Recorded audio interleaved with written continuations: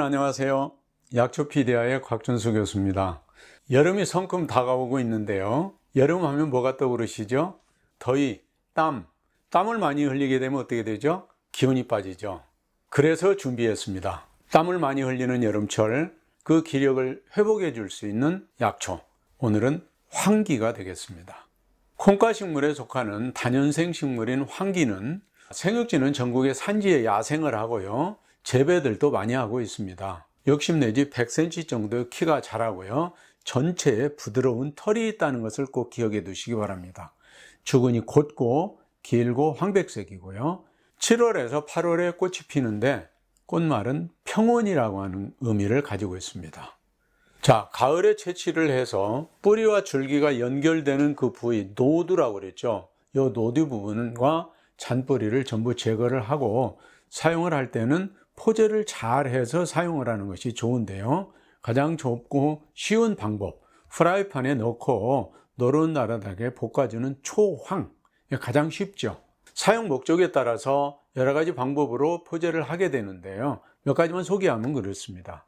약재 무게의 20%에 해당되는 쌀과 함께 볶아주는 미초, 꿀 15%를 골고루 흡수시켜서 손의 끈적끈적함이 느껴지지 않을 정도로 볶아주는 밀자, 좋은 술 12%를 흡수시켜서 볶아주는 주자, 소금 1.8%를 녹여서 골고루 흡수시킨 다음에 볶아주는 염자, 사용 목적에 따라서 포제를 정확하게 해서 사용을 하시면 더 좋은 효과를 나타낼 수가 있습니다.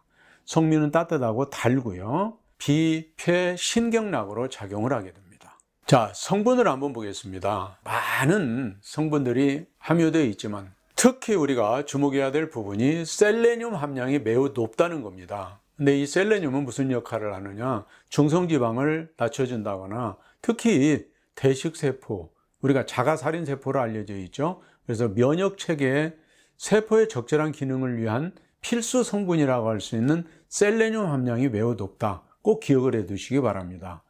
갑상선 건강이나 만성 노화 관련 질병 예방에 매우 중요하고요. 면역 기능 향상 또는 항암 효과에도 관여를 하고요. 만약에 셀레늄이 결핍되면 심혈관 질환이랄지 또는 남성불임, 골관절염 등의 위험성이 매우 높아진다는 보고들이 나오고 있습니다. 효능 효과를 한번 볼까요? 자, 면역 증강, 항산화, 항노화, 항염증, 강장, 이뇨, 혈압 강화, 중요한 효과들 굉장히 많이 들어있죠. 특히 신장염의 발생을 억제하고 단백뇨와 콜레스테롤 혈증의 발생을 지연시키는 등의 효과를 가지고 있기 때문에 황기는 대단히 좋은 효과를 가지고 있습니다. 그러면 이렇게 좋은 황기를 어떻게 활용하면 좋을까? 첫 번째, 차입니다. 하루에 3 내지 15g 정도를 사용할 수 있고요. 자, 10g 정도의 뿌리 말린 약재를 물 1리터에 넣고 달여서 아침 저녁으로 나누어서服용을 하시면 좋습니다. 자, 여름이 돌아오고 있죠. 삼계탕들 많이 드실 겁니다. 그런데 열성 고혈압이 있어서 나는 인삼을 먹을 수 없어 하시는 분들이 있잖아요. 땀을 좀 덜 나가게 하고 기운이 덜 빠지게 하기 위해서 우리가 황기를 공부하고 있습니다. 황기 곰딱 적극적으로 추천합니다. 연계 한 마리에 3년생 이상 된 황기 서너 뿌리를 집어넣고 푹 고아서 국물까지 다 마십니다. 특히 열성 고혈압으로 삼계탕을 못 먹는 분들 꼭 기억하세요. 삼 대신에 황기를 집어넣는다. 대신 황기는 어떻게 한다? 굵은 3년생 이상 된 황기를 집어넣는다. 꼭 기억해 두시기 바랍니다. 자, 황기와 배합하면 좋은 그런 약재들이 있죠. 인삼하고 배합하면 보기작용을 강화시켜 줄 수가 있어요. 두 번째, 당귀하고 배합을 한다면 기와 혈을 동시에 보호해줍니다. 만약에 백출하고 배합하면요, 보기를 하면서도 동시에 비의 기능을 튼튼하게 해주는 아주 탁월한 효과를 가져올 수가 있습니다. 다만 전기를 증진시키는 약재이기 때문에 사기가 성한 실증이나 양증 또는 음어양성의 경우에는 사용을 해서는 안 되겠죠. 귀갑이나 백선피아는 함께 사용해서는 더구나 안 되겠고요. 특히 주의할 거, 아까도 말씀을 드렸지만 적어도 3년생 이상의 것을 꼭 권합니다. 황기 사진으로 한번 만나보실까요? 자, 비슷하게 떠오르는 식물이 있을 거예요. 우리가 주변에서 흔히 많이 볼 수 있는 아카시나무, 고삼, 이런 것들 많이 비슷하죠. 이런 것들과 구분할 수 있어야 됩니다. 황기의 잎, 깃털 모양으로 생겼죠. 깃골 겹잎. 근데 소엽들이 서로 마주나 있죠. 요거는 지금 아래 줄기부터 잡은 사진입니다. 잘 한번 보십시오. 전체적으로 어때요? 잔털이 나 있습니다. 기억해 두세요. 꽃 멍울 모양인데요. 무엇과 닮았어요? 아카시아 꽃. 아주 흡사하죠. 3년생 황기를 채취해서 잘 다듬어서 묶어놓은 약재 황기가 되겠습니다. 이런 걸 갖다 활용을 하시라는 겁니다. 비교하기 위해서 한번 사진을 잡아봤습니다. 맨 오른쪽에 있는 거, 특히 1년생 약재죠. 젓가락 정도의 굵기. 약효가 없겠죠, 당연히. 황기를 어스더스하게 잘라서 건져놓은 약재 황기입니다.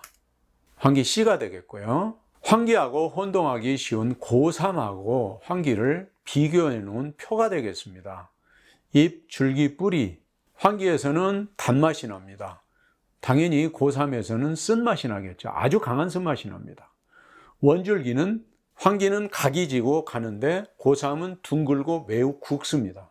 꽃대 발생을 볼까요? 줄기 겨드랑이에서 끄다가 나오는데 고3은 줄기 끝에 가서 꽃이 달립니다.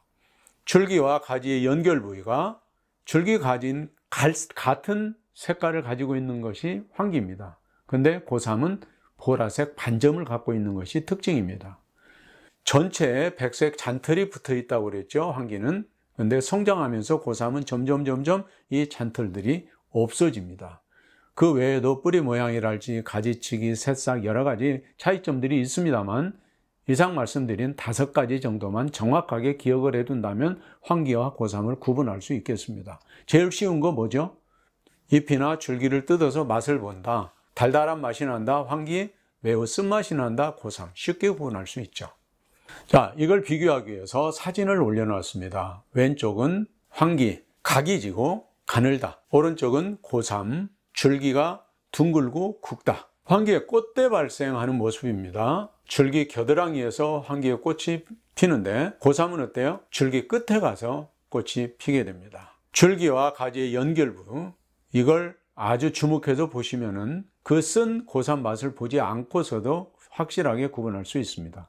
황기는 어때요? 전체적으로 연한 녹색을 지니고 있죠. 근데 고3의 경우는 어떻습니까? 줄기와 가지 연결 부위가 보라색 반점이 정확하게 나와 있습니다. 이걸 확인하면 쉽겠습니다. 황기 잔털이 전체에 분포되어 있고요. 고3은 성장하면서 이 잔털들이 없어진다고 하는 사실입니다. 뿌리도 그래요. 뿌리도 곧게 직근으로 뻗어내려가는 데 비해서 고3은 어때요? 굵고 심하게 구부러져 있습니다. 땀을 많이 흘리는 여름철, 기운이 많이 빠진다, 또 열성 고혈압으로 인해서 삼계탕도 먹을 수 없다, 이런 경우에 준비해야 되는 여름철에 아주 귀중한 보약, 황기 꼭 좀 기억해 두시기 바랍니다. 적극적으로 활용해 주세요. 다음 시간에 다시 뵙겠습니다. 감사합니다.